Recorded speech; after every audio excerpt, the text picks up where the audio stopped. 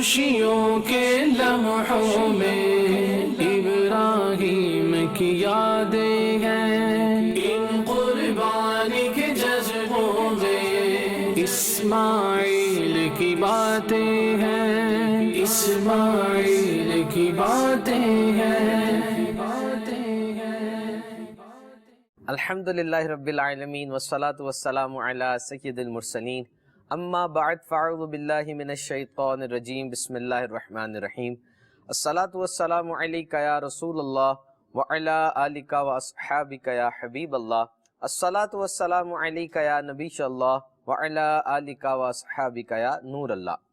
فرمان مصطفیٰ صلی اللہ تعالی علیہ وسلم، مجھ پر درود شریف پڑھو، اللہ عز و جل تم پر رحمت بھیجے گا۔ عید کے پر مسرت لمحات مدنی چینل کے ساتھ، دن ہے خوشی کا، عید ہے نام، ہے مومنوں کے لیے انعام، سبحان اللہ و بحمدہ سبحان اللہ العظیم۔ میٹھے میٹھے اسلامی بھائیوں اور مدنی چینل کے ناظرین، انسانی دماغ ایک حیران کن تخلیق ہے، one of the most complicated machine in this world, دنیا میں ایک پیچیدہ ترین مشین۔ اور دماغ کی کوالٹی یہ ہے کہ یہ ری پروگرام ہو جاتا ہے، صحبت سے، حالات سے اثر لیتا ہے۔ انسان جو چھوتا ہے، چکھتا ہے، سونگھتا ہے، دیکھتا ہے، سنتا ہے، یہ سب کچھ دماغ میں جاتا ہے، کوکنگ ہوتی ہے اور پھر ایک سوچ، ایک انداز زندگی بنتا ہے۔ تو اٹینشن اور ریٹینشن دونوں ضروری ہیں کہ آپ نے بات کو کتنی توجہ سے سنا اور بعد میں اس کو کتنا ریٹین کیا، کتنا سنبھال کر رکھا۔ یاد رکھیے، دماغ کبھی آف نہیں ہوتا، اٹ از آلویز انکریڈبلی آن۔ پرانی معلومات کے ذخیرے کو سنبھالنا، نئی معلومات کو اس کے ساتھ جوڑ کر اس عظیم الشان ڈیٹا بیس کو پرکیور رکھنا۔ تو آپ دیکھ رہے ہیں مدنی چینل کی خصوصی نشریات عید قربان پر، اور یہ جو سلسلہ، جو پروگرام ابھی ہمارا جاری ہے، الحمدللہ ہماری رہنمائی فرمانے، ہمیں سکھانے کرم فرما ہے مفتی محمد قاسم اتاری صاحب دامت برکاتہم العالیہ، شیخ الحدیث، شیخ التفسیر ہیں۔ تو شروع سے ہی نیت فرما لیں کہ غور سے بات کو سنیں گے، اف پاسبل لکھ لیں گے، سوالات ہوں گے دلچسپ اور جوابات ہوں گے بہت ہی دلچسپ۔ Now let's come to مفتی صاحب۔ مفتی صاحب، عید قربان کے مبارک دن ہیں، تو عید قربان یہ ایک ایونٹ ہے، اسلامک ریچول ہے، ایک تہوار ہے۔ تو دیکھا جائے تو ہر چیز کا کوئی نہ کوئی موٹیو، کوئی نہ کوئی مقصد ضرور ہوتا ہے۔ تو کیا فرمائیں گے کہ قربانی کا سب سے بنیادی مقصد کیا ہے؟ بسم اللہ الرحمن الرحیم۔ قربانی کے حوالے سے یہ تو سب کو معلوم ہے کہ یہ حضرت ابراہیم علیہ السلام کی سنت ہے۔ نبی پاک صلی اللہ تعالیٰ علیہ وآلہ وسلم نے بھی قربانی کا تعارف یوں ہی کروایا کہ یہ تمہارے باپ ابراہیم علیہ السلام کی سنت ہے۔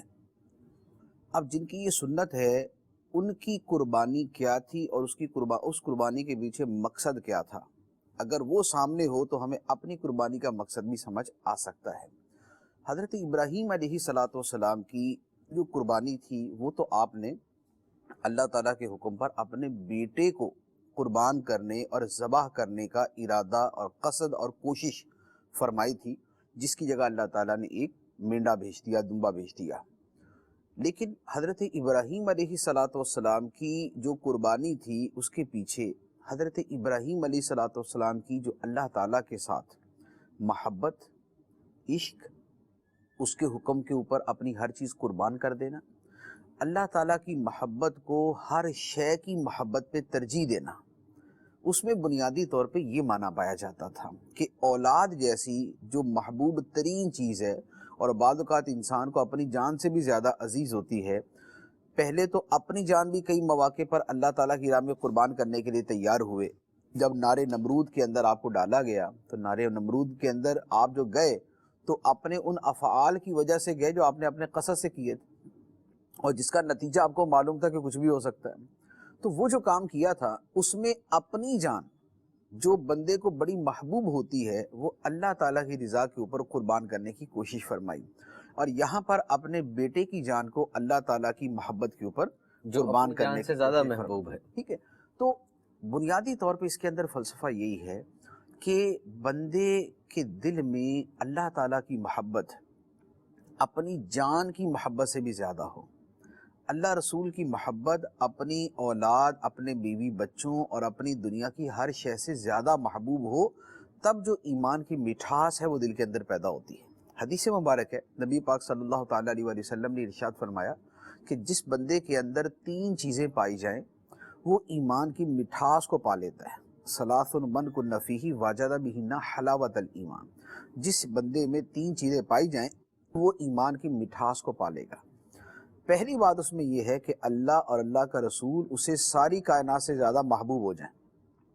دوسری بات یہ ہے کہ کسی سے محبت کرے تو اللہ کے لیے، اور کسی کو ناپسند کرے تو اللہ کے لیے۔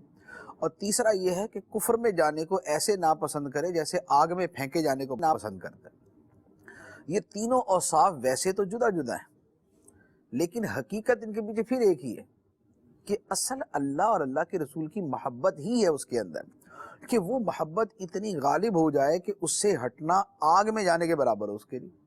وہ محبت اتنی غالب ہو جائے، کسی سے پیار کرنا یا کسی کو پسند کرنا، ناپسند کرنا، جو انسان کے فطری اور اس کے طبعی چیزیں ہیں، وہ چیزیں بھی اللہ رسول کی محبت کے تابع ہو جائیں، اور خود اللہ رسول اسے ساری کائنات سے بڑھ کر محبوب ہو جائیں۔ یہ بتاتے خود ہی محبت کی بات کرتے، بیسک سٹینڈرڈ جو ہے وہ یہ لو ہے، وہ اللہ تعالیٰ کی محبت ہے، اور اللہ تعالیٰ کی محبت پہ اپنی ہر محبت کو قربان کرنے کا جذبہ ہے۔ قرآن مجید کی آیت مبارکہ ہے، فرمایا لن تنالوا البر حتی تنفقوا مما تحبون، تم نیکی کو ہرگز نہیں پا سکو گے جب تک اپنا محبوب مال اللہ کی راہ میں خرچ نہ کرو۔ مال کو یہ بھی فرمایا مما تحبون، تم اس سے محبت ہے، یہ تمہاری محبوب شے ہے، لیکن فرمایا کہ جب تک اس محبوب کو اللہ کی محبت پہ قربان نہیں کر دو گے تب تک نیکی کے کمال درجے کو پا نہیں سکتے۔ تو یہ جو ہم قربانی کرتے ہیں اس میں 2 کانسیپٹ ہیں۔ ایک تو یہ ہے کہ اس میں حضرت ابراہیم علیہ السلام کی جو اس کے اندر حکمت اور جو اس کے اندر مقصدیت تھی وہ سامنے آتی ہے کہ اپنی ہر شے کو قربان کرنے کے لیے تیار رہنا ہے۔ اور دوسرا یہ ہے کہ مال انسان کو محبوب ہوتا ہے، لیکن قربانی کی صورت میں اللہ تعالیٰ کی محبت جو بندے کے دل میں ہے، اس محبت کی وجہ سے وہ اپنا مال اللہ تعالیٰ کی راہ میں قربان کر دیتا ہے۔ اس لیے آپ دیکھتے ہیں بعض لوگوں کے اندر، تو آج کے زمانے میں بھی یہ وصف بڑا نمایاں ہو کے سامنے آتا ہے۔ وہ کیا؟ وہ یہ ہے کہ آپ نے دیکھا ہوگا کہ بعض لوگوں کی مالی حالت اتنی اچھی نہیں ہوتی، شرعی اعتبار سے قربانی تو واجب ہو چکی ہوتی ہے، لیکن اس کے باوجود بہت سارے ابھی مستقبل کی پلاننگز ہوتی ہیں۔ مثال کے طور پہ عید کے ہفتے بعد 2 ہفتے بعد کوئی پیسے خرچ کرنے کا کام ہے۔ اب شرعی اعتبار سے تو قربانی واجب ہوگی عید کے دنوں کے اندر ہی، مال تھا قربانی واجب ہو گئی، مستقبل میں خرچ کرنا اس کا اعتبار نہیں ہوتا۔ اب اس کی ذاتی حالت ایسی نہیں ہے کہ جس کے اندر وہ قربانی کر سکے، لیکن اس کے باوجود بڑے ذوق شوق سے کرتا ہے، نہیں خدا کا حکم ہے جی اللہ تعالیٰ کی راہ میں دینا ہے، اللہ تعالیٰ کی راہ میں دیں گے اللہ تعالیٰ اور دے گا۔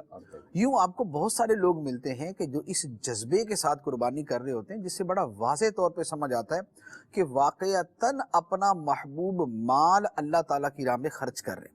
اچھا، اسی طرح بہت سارے وہ لوگ ملتے ہیں جن پر قربانی واجب ہی نہیں ہوتی، فقیر شرعی، قربانی واجب نہیں ہے پھر بھی قربانی کا جانور خرید لیتے، پورا سال بچت کر کے بچے پیسے جوڑ کے اور دیگر جو ہے وہ اہل خانہ بھی اپنی بچت سیونگ کر کے بالآخر وہ قربانی کا جانور خرید لیتے، حالانکہ ان کے اوپر قربانی واجب نہیں ہوتی۔ تو یہ کیا ہوتا ہے؟ یہ وہ اللہ تعالیٰ کے ساتھ محبت کا اظہار ہوتا ہے، یہ عبادت کے ساتھ محبت کی صورت ہوتی ہے جس کی وجہ سے یہ کرتے ہیں۔ اچھا، اسی طریقے سے بہت سارے وہ لوگ جن پہ قربانی ایک واجب ہوتی کرتے بہت ساری، اس میں کسی کی بری نیت ہے تو وہ اس کے ساتھ ہے، لیکن سب کی تو بری نیت نہیں ہوتی۔ بہت بڑی تعداد وہ ہے کہ جن پر قربانی ایک واجب ہے لیکن وہ 25 قربانیاں کرتے ہیں۔ یہ 25 قربانیاں کیوں کرتے ہیں؟ 25 قربانیوں کے اندر اللہ تعالیٰ کی راہ میں زیادہ سے زیادہ مال خرچ کرنے کا جذبہ ہوتا ہے۔ اچھا، پھر قربانی کا گوشت غریبوں میں تقسیم کرنے کا جذبہ ہوتا ہے۔ تو بعض لوگ میں نے بذات خود مشاہدہ کیا ہے کہ جیسے 30-35 بڑے جانور قربان کیے اور باقاعدہ 2-4 بندے جو ہے وہ اس کے اجارے کے اوپر رکھے اور ان کو جو ہے وہ گوشت دیا، 4 کلو گوشت، 5 کلو گوشت، وہ محلوں میں پھرتے ہیں۔ دروازہ کھٹکھٹایا، قربانی کی نہیں کی، یہ لیجیے، کی ہے تو نہیں دیں گے کیونکہ انہوں نے تو خود کی ہوئی ہے، لیکن نہیں کی ہوئی تو اس کو پکڑائیں گے۔ اچھا، یہ بعض میں نے وہ لوگ دیکھے کہ جو صرف قربانی کا گوشت یوں تقسیم نہیں کر رہے ہوتے، یقین کیجئے ساتھ میں پکانے کے پیسے بھی دے رہے ہوتے ہیں۔ کہ جناب یہ 500 روپیہ ساتھ میں جو ہے نا وہ مرچ مسالہ اور گھی اور یہ وہ سب چیزیں ڈالنے کے لیے یہ ساتھ میں پیسے. یہ جو لوگ خرچ کرتے ہیں یہ قربانی کے اصل مقصد کو پورا کرنے والے ہوتے ہیں, کہ جو واقعتاً اپنے دل کی محبت جو اللہ تعالیٰ کے ساتھ ہے اس کو ظاہر کرتے ہیں. جو غریبوں کو ویسے بھی مستحب ہے قربانی کے 3 حصے کیے جائیں, ایک حصہ غریبوں کو, ایک حصہ جو ہے وہ رشتہ داروں کو, ایک حصہ اپنے لیے رکھا جائے.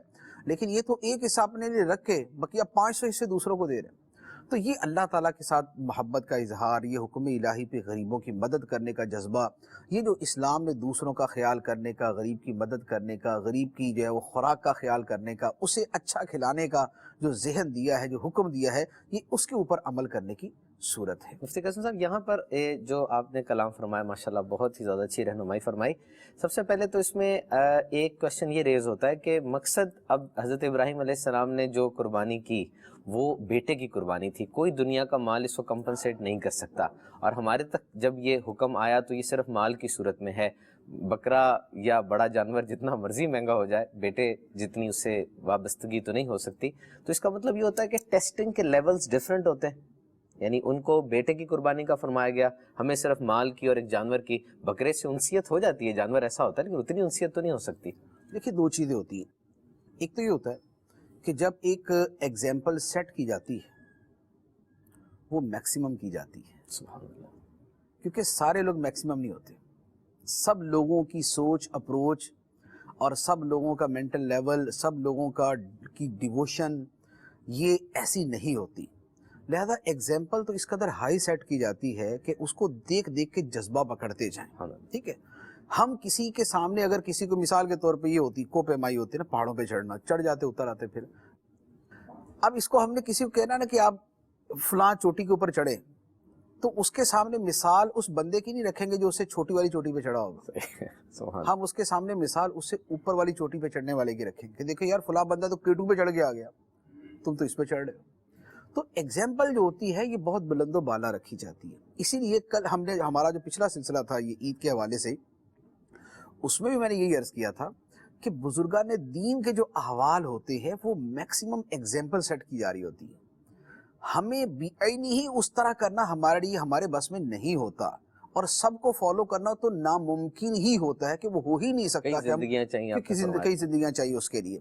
تو ہوتا یہ ہے کہ ایگزامپل بہت اعلیٰ درجے کی سیٹ کی جاتی ہے, اور پھر اس کے نیچے نیچے جہاں جس حد تک جو عمل کر سکتا ہے وہ عمل کرتا ہے. ایک بات تو یہ ہے. دوسرا یہ ہے کہ یہ تو ٹھیک ہے کہ حضرت ابراہیم علیہ السلام نے اولاد کی قربانی پیش کی تھی, اللہ تعالیٰ نے اس کا متبادل دے دیا. ہمیں قربانی جو ہے وہ جانور کی قربانی کرنے کا فرمایا گیا, لیکن ایسا نہیں ہے کہ ہمارے لیے اولاد کی قربانی کا کوئی صورت ہی نہیں. اللہ تعالیٰ کے دین کی خاطر جب راہ خدا میں نکلنا ہو اور جنگ میں جانا ہو تو وہاں پر کیا ہوتا ہے, وہاں تو جان جانے کا پورا خطرہ ہوتا ہے نا. تو وہاں پر جو لوگ خود جاتے ہیں وہ اپنی جان ہی کو تو پیش کر رہے ہوتے قربانی کے لیے. جو اس میں اپنی اولاد کو بیچتے ہیں تو وہ اپنی اولاد کو قربانی کے لیے تو پیش کر رہے ہوتے. قربانی کی یہ صورت پائی جاتی ہے, نچلے درجے میں بھی پائی جاتی ہے. آج بھی دنیا کی جتنی فوجیں ہیں, فوجوں نے ساری زندگی امن سے نہیں رہنا ہوتا, جنگ کا موقع بھی آ سکتا ہے. تو جو اپنی اولاد کو فوج میں بھیجتے ہیں, اور خاص طور پہ ان دنوں میں جن دنوں میں جنگ ہی چھڑی ہوئی ہے, اور ان کی پوسٹنگ ہی وہاں پر کی ہوئی ہے کہ جہاں پر پتہ نہیں واپس آنا یا نہیں آنا, زندہ آئے گا یا فوت شدہ آئے گا, شہید آئے گا. تو اس کے باوجود لوگ اپنی اولاد کو ان اداروں کے اندر بھیجتے ہی ہیں نا, اور ان کی پوسٹنگ کرواتے ہی ہیں, اور وہ جاتے ہی ہیں. تو یہ کیا ہوتا ہے, پتہ بھی ہوتا ہے کہ جا رہا ہے اور پتہ نہیں اس میں زندگی اس کی رہے گی یا نہیں رہے گی, لیکن اس کے باوجود بھیج رہے ہوتے. تو اولاد کی قربانی کا یا اپنی قربانی کا بہرحال بعض صورتوں کے اندر موقع ملتا ہے, اور اس میں پھر جو بندہ مومن ہے وہ اللہ تعالیٰ کی رضا کے لیے اس قربانی کے لیے بھی تیار ہو ہی جاتا ہے. سب یہاں پر آپ نے ایک اور بات ارشاد فرمائی تھی کہ جن کے پاس گوشت ہے انہوں نے تو قربانی کی ہے تو ان کو گوشت نہ دیا جائے. جو مستحبات آپ نے بتایا کہ 3 پورشنز میں تقسیم کر لیا جائے, 1 for relatives, 1 for penury and 1 for own self. لیکن پورا بکرا بھی اگر کوئی رکھ لیتا ہے تو وہ بھی ٹھیک ہے. اب ایسی جگہوں پہ وہ رشتہ دار جنہوں نے قربانی کی ہوتی ہے ان کو گوشت دیا جائے اس خیال سے کہ چلو آج ملاقات ہو جائے گی یا ان کو دے دیں گے، یا پھر واقعی اس سارے گوشت کو ہم غریبوں میں ایسے افراد جو مالی طور پہ اتنے مستحکم نہیں ان میں تقسیم کریں؟ نہیں، جو گوشت تقسیم کرنے کا حکم ہے وہ تو یہ ہے کہ رشتہ داروں کو، غریبوں کو، اور خود ایک ایک حصہ کر کے رکھ لینا۔ اس میں یہ نہیں ہے کہ اس رشتہ دار نے قربانی نہ کی ہو۔ یہ تو میں نے اس بندے کا واقعہ بیان کیا نا، ایک آدمی کا پرسنل واقعہ ہے یہ، کہ وہ یوں کرتا ہے کہ وہ یہ ایک آدمی کا پرسنل واقعہ یا چند ایک کا ہوگا کہ وہ تھوڑا سا گوشت رکھ لیتے ہیں اور باقی اگر 20 جانور بھی ذبح کیے تو سارے کا سارا تقسیم کر دیتے ہیں۔ یہ اس کا پرسنل میٹر ہے۔ ہمیں جو مستحب حکم ہے کہ جیسے چھوڑ دے تو گناہ نہیں ہے، لیکن ایک پسندیدہ چیز ہے، ایک ڈیزائریبل چیز ہے کہ ہم اس کے اوپر عمل کریں، وہ یہ ہے کہ گوشت کے 3 حصے کیے جائیں، ایک حصہ رشتہ داروں کو، ایک حصہ غریبوں کو۔ اب اگر رشتہ دار غریب ہیں تو وہ تو پھر غریب کی کیٹیگری میں آ گئے نا، تو رشتہ دار کدھر ہے؟ لیکن بات یہ ہے کہ مختلف افراد کو دینے کے مقاصد مختلف ہو سکتے ہیں۔ آدمی خود کیوں رکھتا ہے؟ ثواب کمانے کے لیے، کھانے کے لیے رکھتا ہے، ٹھیک ہے، اس کا ثواب تو قربانی ذبح کرنا تھا، گوشت کھانے کے اندر تو کوئی ثواب نہیں ہے نا، الا یہ کہ اچھی نیتیں کر لے، سنت کی نیت کر لے، قربانی سے کھانے کی نیت کر لے تو یوں اس کو ثواب مل جائے گا، ورنہ فی نفسی تو وہ یعنی کھانا کھانا ہے۔ وہ غریب کو دینا یہ ایک ڈائریکٹ مدد کرنے کی صورت، رشتہ دار کو دینا یہ صلہ رحمی میں آ جاتا ہے، یہ رشتہ دار سے حسن سلوک میں آ جاتا ہے۔ اب رشتہ داروں سے جو اچھا تعلق ہے تو کیا وہ غریب سے رکھنا ہے؟ جو پیسے والا ہے اس سے اچھا تعلق نہیں رکھنا، اس سے بھی رکھنا ہے، تو لہذا اس کو دینے کے پیچھے مقصد دوسرا ہے، غریب کو دینے کے پیچھے مقصد دوسرا ہے۔ ہاں، اس میں یہ ہو سکتا ہے کہ ایک آدمی کے غریب رشتہ دار بھی ہیں، امیر رشتہ دار بھی، تو وہ جو امیر رشتہ دار ہیں ان کو بھی 1/3 دے دے، اور جو 1/3 غریبوں کو دینا ہے وہ بھی اپنے غریب رشتہ داروں کو دے دے، اس سے اس کو ڈبل فائدہ ہو جائے گا کہ رشتہ داروں کو دینے کا ثواب بھی ملے گا اور غریبوں کو دینے کا ثواب بھی مل جائے گا۔ مطلب یہ جو پرپورشن ہے، دوبارہ میں وہ عرض کروں گا کہ 3 حصوں میں اس کو تقسیم کیا جائے، یہ صرف مستحب ہے، مطلب اس پر عمل نہیں ہوگا تو قربانی پر افیکٹ کوئی نہیں پڑے گا۔ نہیں، یہ مستحب ہے، پسندیدہ ہے، اچھا ہے، ثواب کا ذریعہ ہے، نہیں کریں گے تو گناہ کوئی نہیں ہوگا۔ Let's move to another question. Musab, اسلام دین توحید ہے، the oneness of Allah is the basic belief۔ پیارے آقا صلی اللہ تعالی علیہ وسلم نے اپنی تعلیمات سے کائنات کے ذرے ذرے سے عقیدہ توحید کو ثابت فرمایا۔ اب یہاں جو عید قرباں پوری دنیا میں منائی جاتی ہے، مسلمان جہاں بھی ہوں، جس طرح آپ نے عید قرباں پہ ایک بڑا زبردست بیان فرمایا تھا، میں مدنی ماحول میں نیا آیا تھا تو ماشاءاللہ اس کا ایک سینٹنس تھا کہ اگر آج 10 ذی الحج کا دن ہے اور آپ کو نہیں پتا کہ آپ کس جگہ پر ہیں، وہ جو جگہ ہے وہ مسلمانوں کی جگہ ہے، غیر مسلموں کی ہے، لیکن اگر آپ دیکھتے ہیں کہ ایک ایکٹیویٹی ہو رہی ہے، جانور کھڑے ہیں، ذبح ہو رہے ہیں، گوشت بن رہا ہے، تو آپ فوراً سمجھ جائیں گے کہ 10 ذی الحج کے دن یہ کام وہیں ہو سکتا ہے جہاں پر مسلم میجورٹی ہوگی۔ تو عید قرباں پوری دنیا میں منائی جاتی ہے، مسلمان بڑے جوش و خروش کے ساتھ اس تہوار کو مناتے ہیں، جانور ذبح کیے جاتے ہیں، خوشیاں منائی جاتی ہیں۔ تو اس تہوار میں عقیدہ توحید کی توجیہ اور ثبوت کیسے آپ اس کو جسٹیفائی کریں گے؟ دیکھیں، 2 صورتیں اس کے اندر ہیں۔ پہلی بات تو یہ ہے کہ آپ یہ ذہن میں رکھیں کہ اولاً تو عبادت جو ہے مسلمان اللہ تعالیٰ کی کرتا ہے، اور جو بت پرست ہے وہ بتوں کی کرتا ہے، جو چاند سورج کی پوجا کرنے والا ہے وہ ان کی کرے گا۔ یہ ہے نفس عبادت۔ اب آگے ہوتے ہیں مراسم عبادت۔ مراسم عبادت، عبادت کے طریقے، نماز عبادت کا ایک طریقہ ہے، روزہ دوسرا طریقہ ہے، زکوٰۃ تیسرا طریقہ ہے، حج چوتھا طریقہ ہے، سجدہ کرنا 5واں طریقہ ہے، ذکر کرنا 6واں طریقہ ہے۔ یہ عبادت کی مختلف صورتیں ہیں۔ اب عبادت کی جب ہم یہ کہتے ہیں، ہمارا یہ ایمان ہے لا الہ الا اللہ، اللہ کے سوا کوئی معبود نہیں، تو اس کا مطلب یہ ہوا کہ عبادت ہم صرف اللہ تعالیٰ کی کریں گے، اور مسلمان ایسا ہی کرتے ہیں، اللہ تعالیٰ کے علاوہ کسی کی عبادت نہیں کرتے۔ نبی پاک صلی اللہ تعالیٰ علیہ وآلہ وسلم کائنات کے اندر سب سے افضل ترین ہستی ہے، بعد از خدا بزرگ توئی قصہ مختصر، اللہ تعالیٰ کے بعد سرکار دو عالم صلی اللہ علیہ وآلہ وسلم سب سے عظیم شان ہستی ہیں۔ جو آپ کے کمالات ہیں اس کی انتہا نہیں، جو آپ کا علم ہے اس کی انتہا نہیں، جو آپ کی قدرت اور آپ کو اختیار ہے اس کی انتہا نہیں۔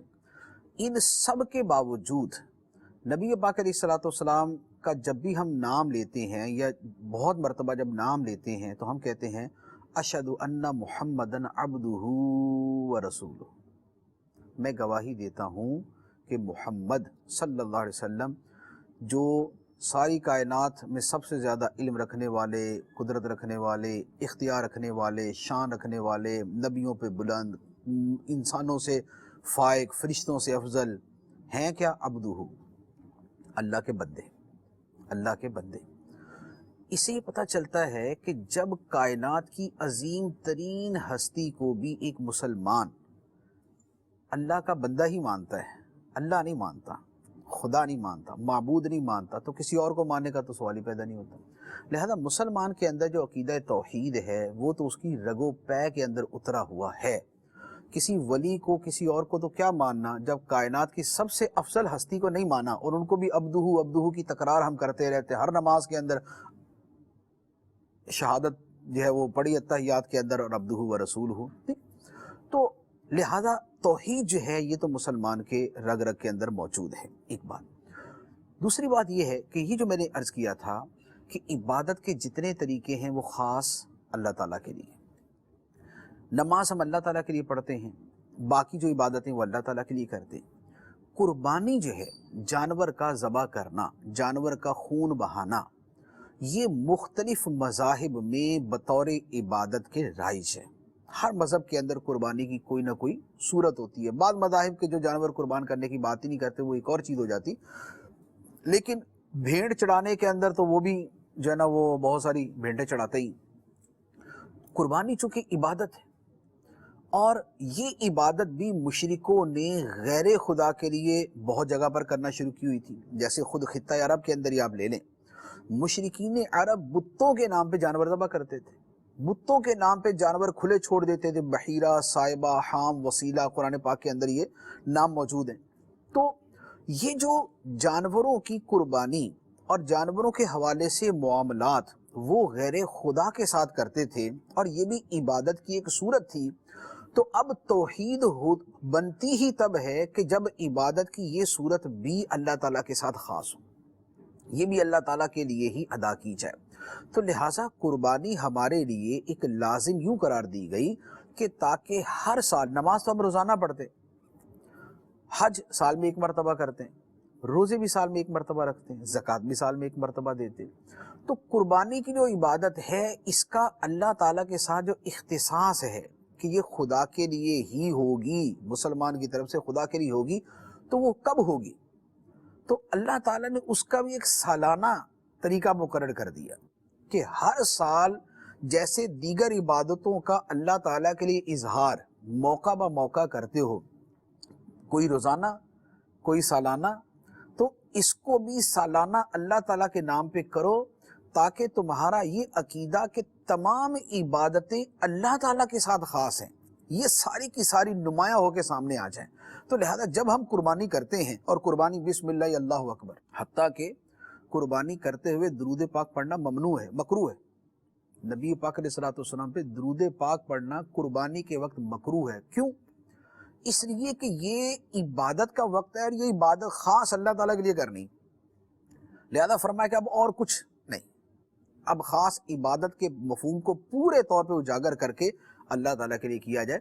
تو یہ سالانہ ایک اہم عبادت کہ جو دنیا بھر میں رائج اور دنیا بھر کے مذاہب کے اندر ہے، اور جو مشرکوں کے مذہب کے اندر غیر خدا کے لیے کی جاتی ہے، مسلمان ہر سال کثرت کے ساتھ اللہ تعالیٰ کے لیے کر کے یہ اعلان کرتا رہے کہ میری ہر عبادت اللہ تعالیٰ کے لیے۔ مفتی صاحب، اس کا مطلب یہ ہوا کہ جس طرح آپ نے رہنمائی فرمائی کہ یہ جو ہم ذکر کرتے ہیں ذبح کرتے وقت رب تعالیٰ کا، یہ ذکر ہر جگہ پر ہو رہا ہوتا ہے، اس وقت بچہ بچہ دیکھ رہا ہوتا ہے مسلمانوں کا، غیر مسلموں کے بھی دیکھتے ہوں گے کہ یہ جب ذبح کرتے ہیں تو بآواز بلند، کیونکہ خاص طور پہ وہ افراد جو اپنی قربانی خود ذبح کرتے ہیں، وہ تو پورے سال میں شاید ایک ہی دفعہ ان کو ذبح کرنے کا موقع ملتا ہے، وہ تو اہتمام کے ساتھ دیگر ذکر و اذکار اور دعائیں بھی پڑھتے ہیں۔ تو یہ ذکر کرنا اس وقت اگر نہیں ہوگا تو قربانی حرام ہو جاتی ہے، اگر دانستہ آپ نے اس کو جان بوجھ کے، اگر بھول گیا چھوٹ گیا تو قربانی جائز ہے، مسلمان کرے اور بھول جائے وہ تکبیر پڑھنا تو پھر قربانی حلال ہے، لیکن قصدن جان بوجھ کے اس نے نہیں پڑھا تو پھر جانور حرام۔ مطلب وہی کہ قصدن اس نے وہ پڑھے گا ہی، تو یہ جو ذکر ہوتا ہے اسی کو ہم کہیں گے کہ یہ ذکر توحید ہو رہا ہوتا ہے۔ دیکھیں، بسم اللہ اللہ اکبر تو نام کا ایک طریقہ ہے کہ جو اس وقت کیا جاتا ہے، بسم اللہ اللہ اکبر، बेसिकली तो इसके अंदर कोई तौहीद का लफ्ज़ मौजूद नहीं है, ठीक है। मिन वजहिन है इसके अंदर, बिस्मिल्लाह का मतलब होता है कि अल्लाह ही के नाम से, अल्लाह ही के नाम ठीक। और अल्लाह अकबर का मतलब है कि अल्लाह सबसे बड़ा है, तो जो सबसे बड़ा है वो तन्हाई है।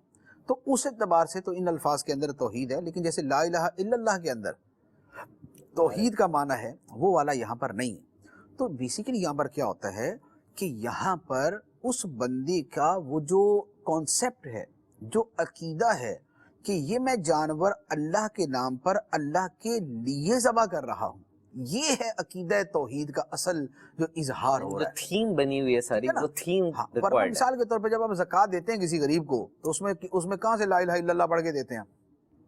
या जो है वो ये रोज़े रखते हैं, तो रोज़े रखते हुए कहाँ जो है ना वो लफ्ज़ जो है ना वो पढ़ते हुए कोई तौहीद का लफ्ज़ इस्तेमाल होता है।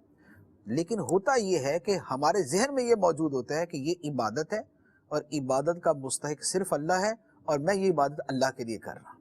तो ये कॉन्सेप्ट उसके पीछे होता है जो अकीदा तौहीद को, यानी साइकोलॉजिकल ओरिजिन है उसका, नफ्सियाती तौर पे, फिजिकली, मेंटली, हर तरह से वो अपने आप को ये पेश करता है कि मैं अल्लाह ताला की तौहीद को एक्सेप्ट। इबादत के अंदर जो कामिल जो मफहूम होता है, जो कामिल तरीका होता है, वो तो यही होता है कि आदमी अपनी जुमला जो है वो एस्पेक्ट्स के साथ अल्लाह ताला की तरफ मुतवज्जे हो जाए।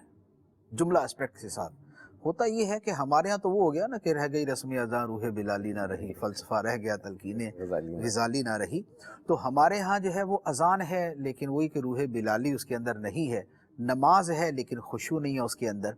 तो हालांकि वरना था क्या कि भाई नमाज पढ़ते हुए व तबत्तल इलैहि तब्तीला, सबसे टूट कर उसी के हो जाओ।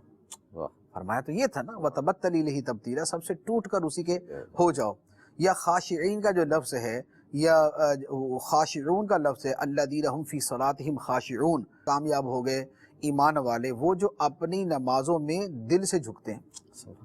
इसका मतलब ये हो कि बॉडी तो कॉन्सेंट्रेट है उस वक्त, वो तो फोकस्ड है कि वो किबला की तरफ मुंह करके खड़ा है और उसके सारे आज़ा उसके मुताबिक है, लेकिन उसके साथ दिल भी झुक जाए, दिल भी झुक जाए, ज़ाहिर बातिन पूरा जो है ना वो पूरे का पूरा इंसान जो है अपने ज़ाहिर बातिन के साथ खुदा की बारगाह में हाजिर है। इसी तरह जो है वो ज़कात रोज़े तक के अंदर, रोज़े के अंदर भी बुजुर्गान ने दिन इसी तरह की चीज़ें बयान की है, लेकिन वो उनकी हिकमतों का बयान हो जाएगा। तो कुर्बानी के अंदर भी बेसिकली कॉन्सेप्ट यही होता है कि आदमी जब कुर्बानी कर रहा है तो उसकी ज़बान से जो लफ्ज़ निकल रहा है वो भी खुदा का ही निकल रहा है। जो उसके दिल दिमाग के अंदर है कि मैं क्या कर रहा हूँ, मैं अल्लाह ताला के लिए जो मेरा खालिक है, मालिक है, राज़िक है, तन्हा माबूद है, मैं उसके लिए कुर्बानी करने जा रहा हूँ। सब जिस तरह आपने बताया था, वाकई पूरी थीम तो ऐसी ही बनती है। घर में पैसे जमा हो रहे होते हैं, कई लोगों ने ऐसे गल्ले रखे होते हैं कि जमा करते रहेंगे तो एक लमसम अमाउंट आ जाएगी।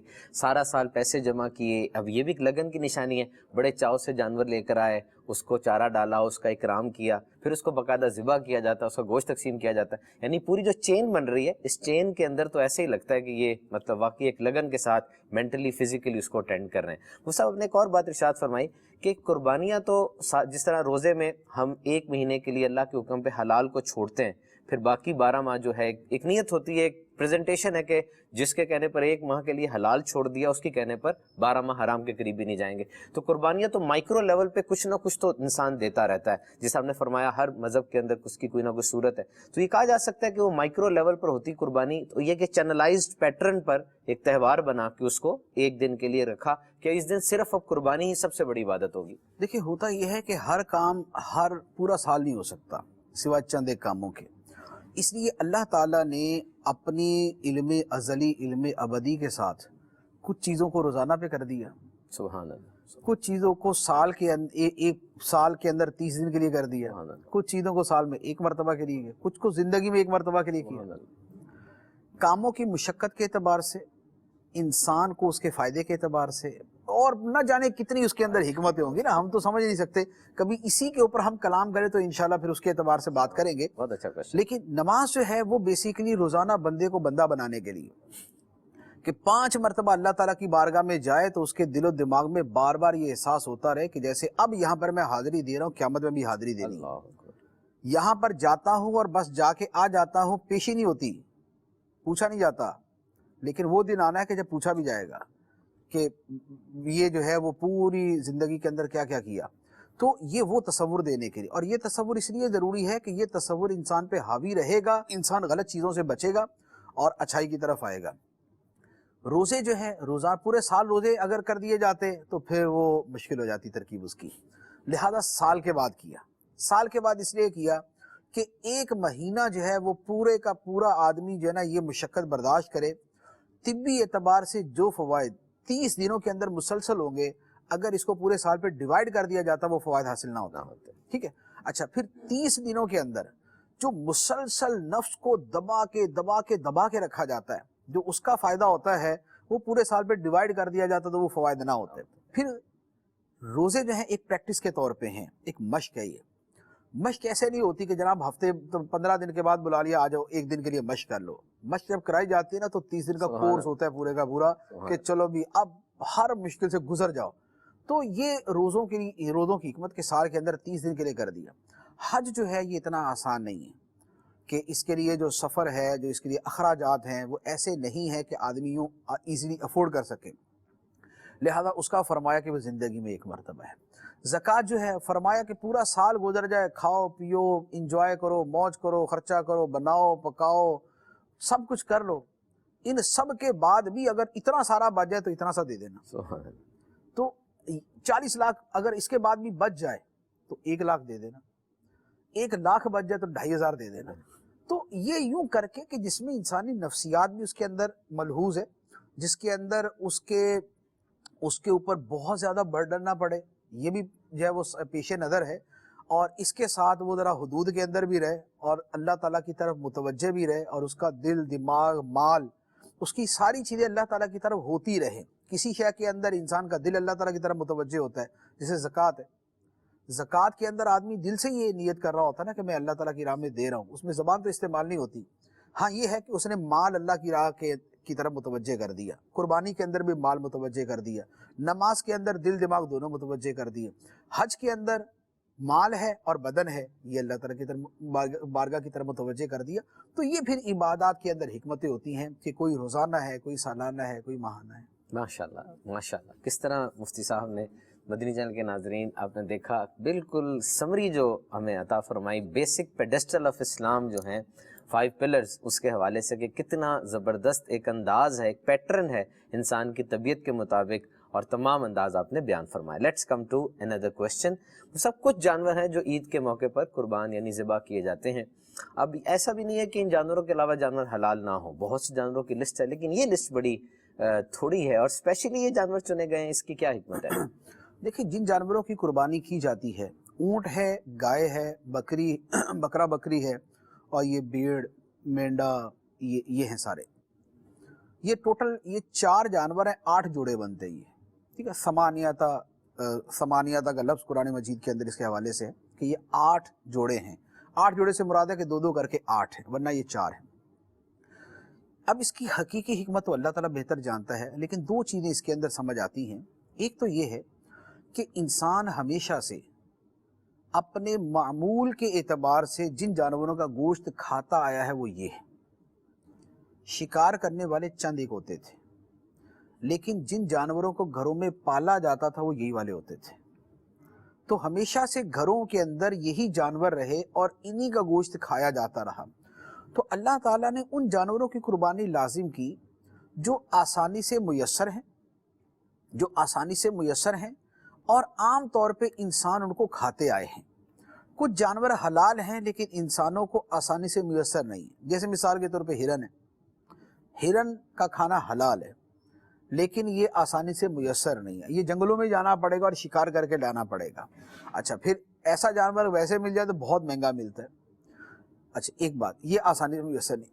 دوسری بات یہ ہے کہ کچھ جانور وہ ہیں کہ جو روزمرہ میں میسر ہیں لیکن عموماً انسان ان کو کھاتے نہیں۔ وہ مثال کے طور پہ گھوڑا یوں حرام نہیں ہے کہ جیسے جو نا بندر کتا حرام ہے، ایسا نہیں۔ گھوڑا فی نفسی ہی وہ حلال جانوروں میں آتا ہے، لیکن اس کا کھانا یوں منع ہے کہ اسے اعلیٰ جہاد قرار دیا گیا ہے کہ جہاد کے اندر گھوڑے استعمال ہوتے تھے، تو اگر ان کو ذبح کرنا شروع کر دیں تو جہاد کے مقصد کے اندر جب وہ کمی آتی تھی، لہذا اس کو احناف نے اس کو منع قرار دے دیا، ورنہ بقیہ فقہ کے اندر جو ہے امام شافعی رحمۃ اللہ علیہ تو اس کو جائز قرار دیتے ہیں۔ لیکن پوری دنیا میں ابھی بھی سروے کر لیں، گھوڑا اس طرح کھانے کا معمول نہیں ہے جس طریقے سے کہ بکرا اور گائے اور یہ دیگر جانور کھانے کا رواج ہے. تو لہٰذا جن چیزوں کے کھانے سے انسان عموماً اوائڈ کرتے ہیں ان کی قربانی بھی لازمی نے قرار دی کہ اس کو تو بعد میں کھانا ہی مسئلہ بن جائے گا نا. آپ کے سامنے گھوڑے کا گوشت رکھا جائے ادھر گھوڑے کا گوشت کھائیں تو آپ کی طبیعت ہی متلانا شروع ہو جائے گی. یوز ٹو نہیں ہے, انسانوں کی فطرت میں عام طور پہ نہیں ہے, تو وہ اس کو نہیں کھائیں گے. اور ان چیزوں کو شامل کر دیا جاتا کہ جن کا حصول بڑا مشکل ہے, تو یہ ایک قسم کی مشکل ہو جاتی. تو جو میسر بھی ہیں اور انسان ہمیشہ سے کھاتے بھی آئے ہیں ان کی قربانی کو انسان کے مسلمانوں کے اوپر لازم قرار دے دیا. مرغی وغیرہ اس لیے نہیں کہ وہ اتنی چھوٹی ہے کہ قربانی کے اندر تھوڑی سی ایسی چیز ہو کہ جس کے اندر آدمی تھوڑی سی مشقت بھی اٹھائے, تھوڑا سا اس کے جذبے کا اظہار بھی ہو, کچھ لوگوں کی خوراک کا بھی انتظام ہو جائے. ایک مرغی ذبح کرتے تو وہ تو ایک بندے کے لیے بھی کافی ہوتی ہے, چرگا تو تنہا بندہ کھا لیتا ہے, تو بکرا تنہا نہیں کھا سکتا. تو لہٰذا اتنا کہ جس میں وہ جو 3 حصے والا حکم ہے اس پہ بھی عمل ہو جائے, رشتہ داروں کو بھی دے دے, غریبوں کی بھی مدد کر دے, خود بھی کھا لے, بچوں کو بھی کھلا دے, وہ ساری چیزیں کور ہو جائے. مطلب یہ اس کا مطلب یہ ہوا کہ یہ وہ جانور ہیں جو ہسٹوریکلی یعنی ایڈونٹ آف اسلام حضور پاک صلی اللہ تعالی علیہ وسلم کی بعثت مبارکہ سے پہلے بھی انسان اس سے یوز ٹو تھا. ہمیشہ سے ایسا ہی چلتا ہے, ہمیشہ سے یہی ہوتا آیا کہ یہی جانور ہی لوگ کھاتے رہے, انہی کا گوشت کھاتے رہے. یعنی یا تو لوگوں نے حرام کھایا, تو حرام میں تو چونکہ اللہ تعالیٰ نے حکم ہی دے دیا نا کہ یہ حرام نہیں کھانے, لہذا وہ تو اس کیٹیگری سے ویسے ہی نکل گئے. اس کے علاوہ جو لوگ گھروں میں پالتے ہیں اور کھاتے ہیں وہ یہی والے جانور ہیں. ایون کہ یہ جو لوگ وہ کھاتے ہیں, خنزیر کھاتے ہیں, یہ بھی گھروں میں پال کے نہیں بیٹھے ہوتے. ایسا نہیں ہے کہ آپ جناب UK یورپ جائیں گے تو آپ کو جناب وہ ہر غیر مسلم کے گھر کے اندر جو خنزیر نظر آ جائے گا, ایسا نہیں ہے. ایون کہ اگر آپ وہاں پر یہ موٹر وے پہ سفر کریں گے, آپ کو دائیں بائیں گائے نظر آئے گی, گائے نظر آئے گی یا بھیڑیں نظر آئیں گی. میں نے پورے UK کا سفر کیا, دائیں بائیں گائے یا بھیڑ, گائے یا بھیڑ. یہ خنزیروں کے لیے جدا فارم ہی بناتے ہیں, وہ وہیں پر وہ ان کو پالا جاتا ہے اور ان کی بڑھوتری کی جاتی, سارا کچھ کیا جاتا ہے. تو یہ فطرت انسانی ہمیشہ سے یہی چلتی آئی ہے اور اسی کے مطابق. ماشاءاللہ یہاں پر ایک اور چیز یاد آ رہی ہے کہ دنیا میں کئی جانور ایکسٹنکٹ ہوتے چلے جاتے ہیں. ابھی رینوسورس جس کو گینڈا کہا جاتا ہے, اس کی کئی نسلیں ایکسٹنکٹ ہوئیں اور معدوم ہو گئیں اور وہ دنیا سے ختم ہو جاتے ہیں. انہوں نے پھر دکھایا بھی کہ آخری گینڈا یہ ہے اس وقت. رینوسورس کی مختلف سپیشیز ہیں, سب سپیشیز میں ایک سب سپیشی وہ ایکسٹینٹ ہوئی ہے پچھلے دنوں. اب انہوں نے اس کے اوپر گارڈز بھی رکھے ہوئے ہیں کہ یہ چلا جائے گا. باقی دیکھا جائے تو یہ جانور بڑھتے ہی چلے جا رہے ہیں. کل رات کو ہم نے ایک ریسرچ تھی کہ کم از کم 2016 اور 2017 میں اگر صرف پاکستان کے اندر دیکھا جائے تو تقریباً 0.5 ملین جانور کی قربانی جو ہے وہ پاکستان کے اندر بڑی ہے, جو ٹینریز ایسوسی ایشن کی طرف سے ہمیں فگر ملی. باقی وہ صحیح فرما رہے ہیں کہ انسان ان سے یوز ٹو ہے, ان کو گھروں میں بھی پالتا ہے, فارم کی صورت میں بھی پالتا ہے, ساتھ رکھتا ہے, اور یہ انسیت سی ہو جاتی ہے.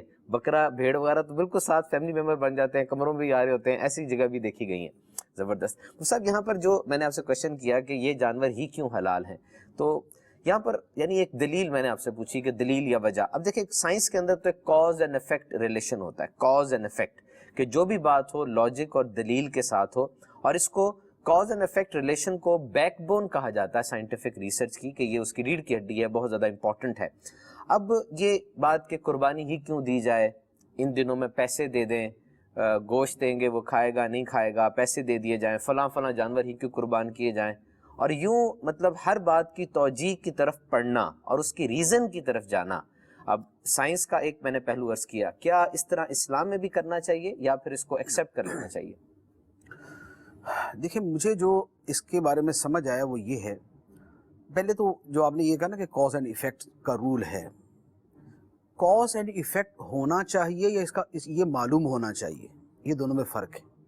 کسی بھی شے کے پیچھے کاز ایفیکٹ کا سسٹم ہونا چاہیے یا وہ سسٹم معلوم بھی ہونا چاہیے. ٹھیک, کاز اینڈ ایفیکٹ مسلم ہے, اس کا معلوم ہونا ضروری نہیں. جب سائنس یہاں تک نہیں پہنچی تھی تو کاز اینڈ ایفیکٹ تو دنیا میں موجود تھا, علت و معلول تو دنیا میں موجود تھا, سائنسدانوں کو نہیں پتا تھا. آج سائنسدانوں کو بہت ساری چیزوں کا پتہ ہے, لیکن اس کے باوجود لاکھوں کروڑوں چیزیں جن کا نہیں پتا. کاز اینڈ ایفیکٹ ان کے درمیان ہے, لیکن ان کو نہیں پتا کہ وہ ہے کیا. تو بات یہ ہے کہ کسی شے میں حکمت ہونا اور ہے اور اس حکمت کا معلوم ہونا اور ہے. اب حکمت ہونے کا مدار کس پہ ہوتا ہے؟ حکمت ہونے کا مدار اس پہ ہوتا ہے کہ کام جو کر رہا ہے وہ ہے کون.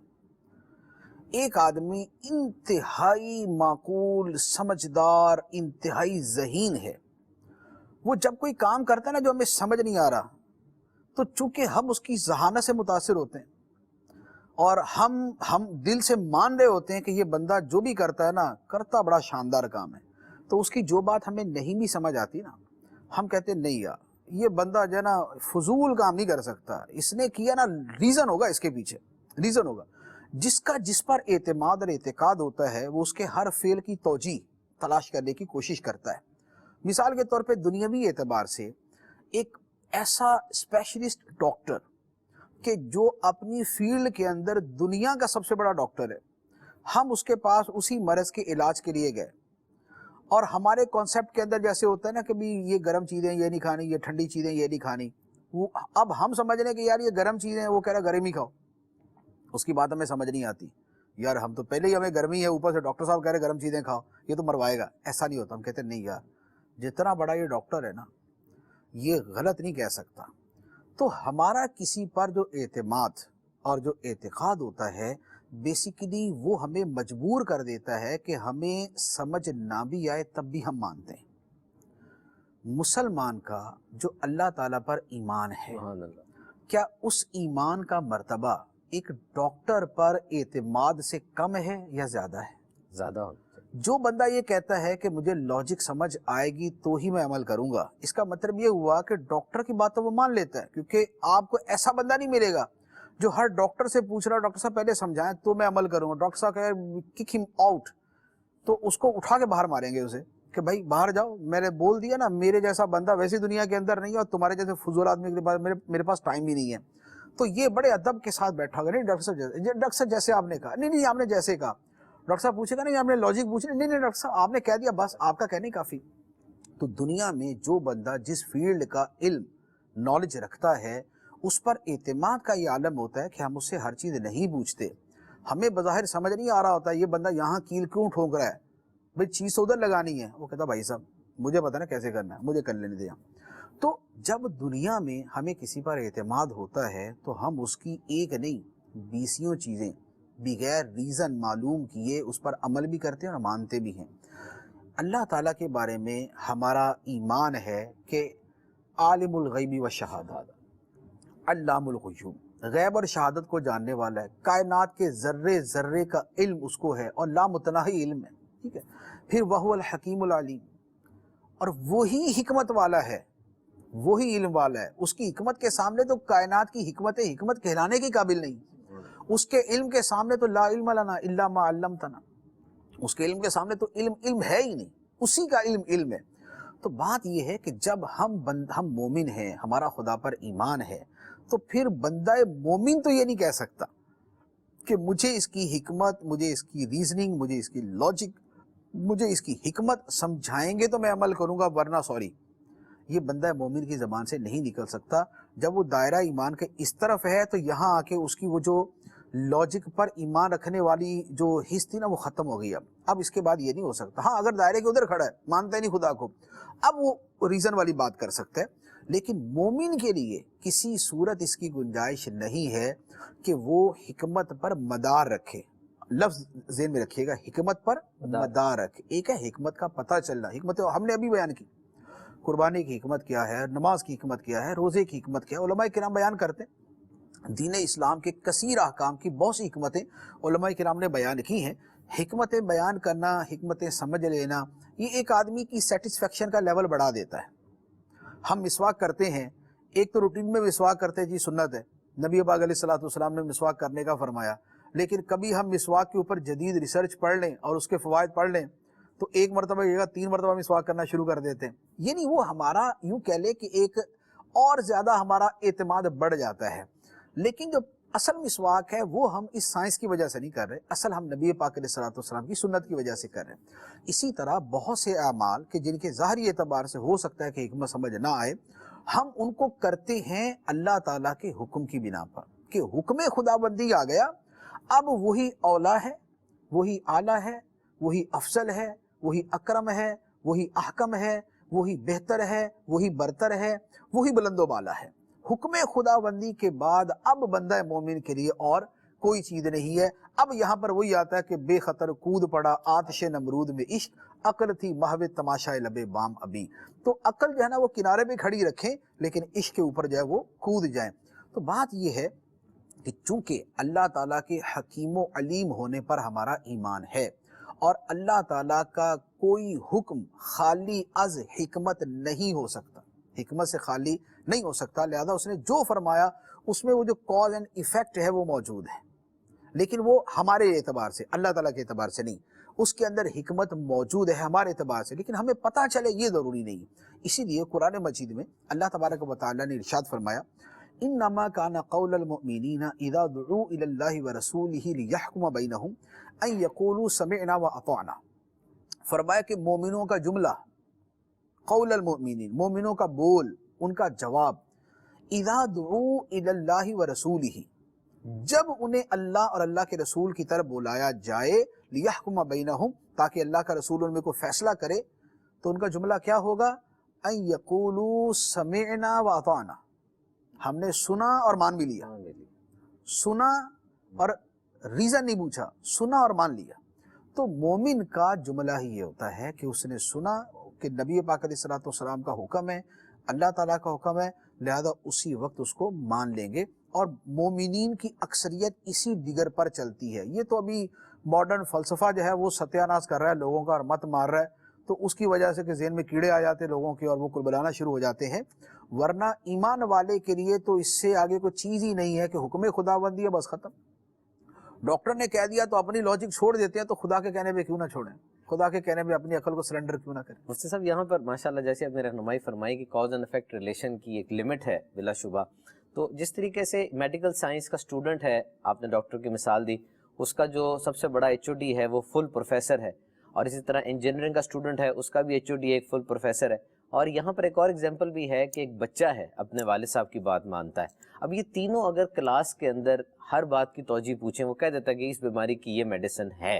अब अगर पूछा जाएगा तो ये नाफरमानी और डिसओबीडियंस पे भी आ जाएगा। बच्चा अपने वालिद साहब से पूछेगा कोई लॉजिक, कुछ हालात ऐसे भी बन सकते हैं कि वो डिसओबीडियंस में आए कि ये डिसओबे कर रहा है और ये बदतमीजी कर रहा है या ये नाफरमानी कर रहा है। गुजार सकता, देखिए इंसान जिंदगी नहीं गुजार सकता। अभी हम यहाँ बैठे हुए ना, आप इधर है मैं इधर क्यों, आप पहले पूछे जी पहले मुझे ये बताओ मुझे इधर क्यों बिठाया, और मैं बोलूँ मुझे इधर क्यों बिठाया, उसके बाद बोले कि जनाब ये टेबल ऐसा क्यों है, अच्छा ये कैमरे इतने फासले पे क्यों लगाए हुए आपने। ये एक एक चीज़ पूछते रहेंगे ना, लोग बोलेंगे भाई साहब इसको दाखिल कराओ किसी अच्छी सी जगह में जहाँ जना वो साइंटिफिक उसूलों पर इसका इलाज किया जाए। हर चीज़ का रीज़न पूछने वाले जो है ना वो आधे पागल ही होते हैं वो। तो इसलिए ये ऐसी एक चीज़ है, कभी कभार किसी शय की हिकमत पूछ ली तो पूछ ली। अच्छा बहुत सारे लोग वो होते हैं हमारे यहाँ जैसे ही ना लिबरलिज्म सेकुलरिज्म बढ़ता जा रहा है, तो इनका मकसद सिवाय जो ना एक फितना बर्पा करने और फसाद फैलाने के आमतौर पे नहीं होता कुछ भी।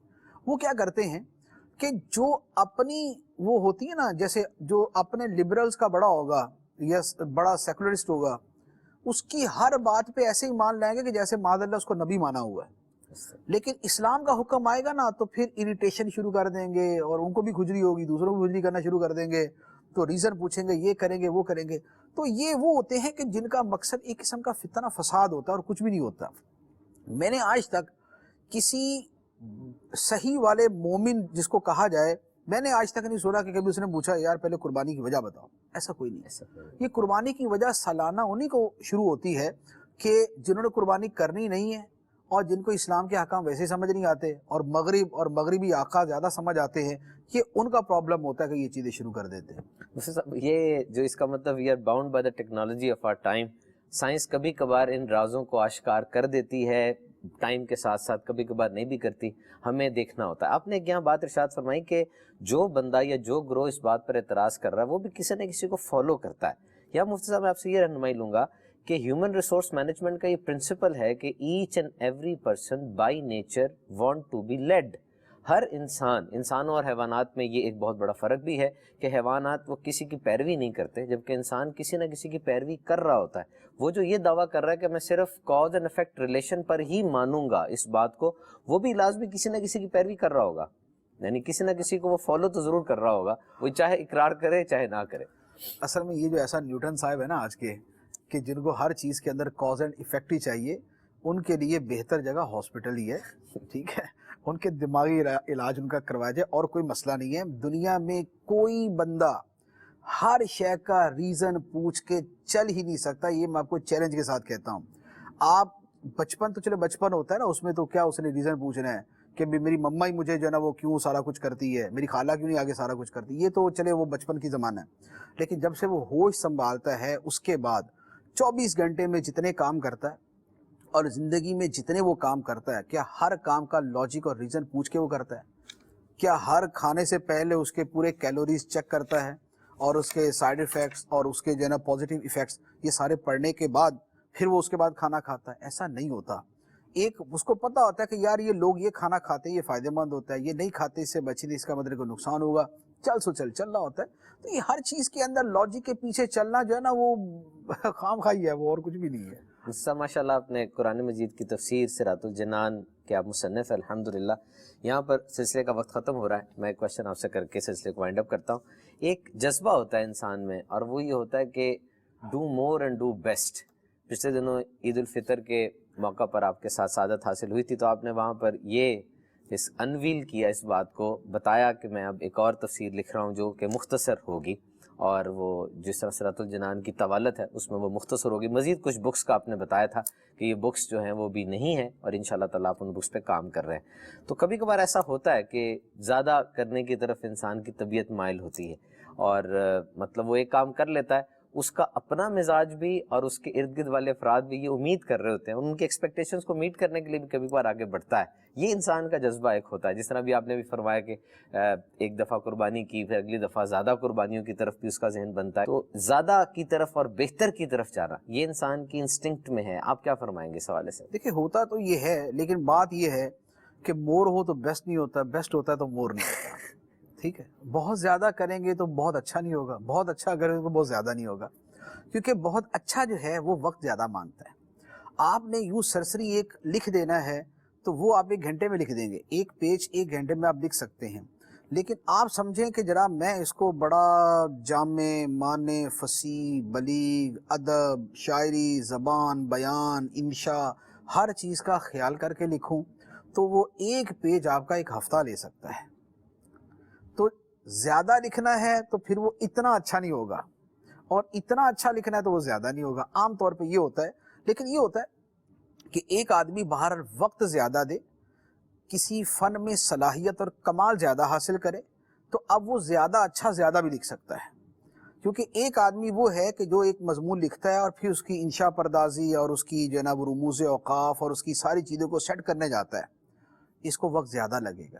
لیکن ایک آدمی کی انشاء پردازی ویسے بہت اچھی ہے، اس نے زبان بہت اچھی پڑھی ہوئی ہے، اس کو زبان لکھنے کے اندر اس کا قلم خود بخود ہی اتنا اچھا چلتا ہے کہ اچھے سے اچھے جملے بنتے جاتے، لکھتا جاتا ہے۔ جیسے اعلیٰ حضرت علی رحمہ، اعلیٰ حضرت علی رحمہ یوں نہیں کرتے تھے کہ ایک مرتبہ لکھا پھر پڑھا صحیح لکھا یا نہیں لکھا، اس کی اردو یہاں سے کاٹ کے صحیح کی، یہاں سے کاٹ کے صحیح کی۔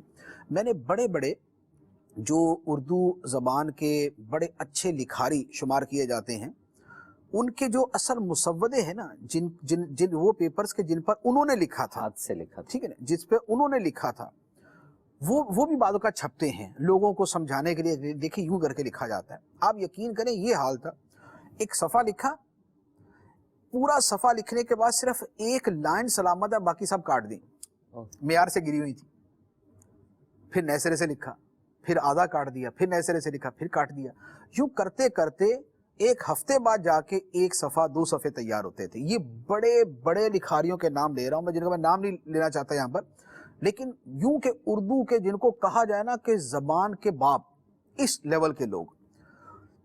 اچھا وجہ کیا؟ حالانکہ زبان کے اوپر ان کی مہارت تھی، مہارت کے باوجود وہ مہارت نہیں تھی کہ جو in one go and in first attempt, پہلی کوشش کے اندر اس طرح کا شاہکار بنا دیتے، ایسی نہیں تھی، لہذا ان کو بار بار اس کی تصحیح کرنی پڑی، اور پھر لیکن نتیجہ کیا نکلا کہ ایسے لوگوں نے تھوڑا لکھا، 1 کتاب لکھی، 2 کتابیں لکھی، 3 کتابیں لکھی، لیکن وہ 3 کتابیں ریفرنس بک کے طور پہ استعمال ہوتی، ان کی زبان دانی، ان کا اردو، ان کا کلام، ان کی بلاغت کو باقاعدہ ایک جو ہے وہ دلیل اور حجت کے طور پہ پیش کیا جاتا ہے کہ دیکھیں فلاں بندے نے یہ لفظ استعمال کیا ہوا ہے، اس کا مطلب ہے کہ یہ لفظ ٹھیک ہے اور یہ فصیح ہے۔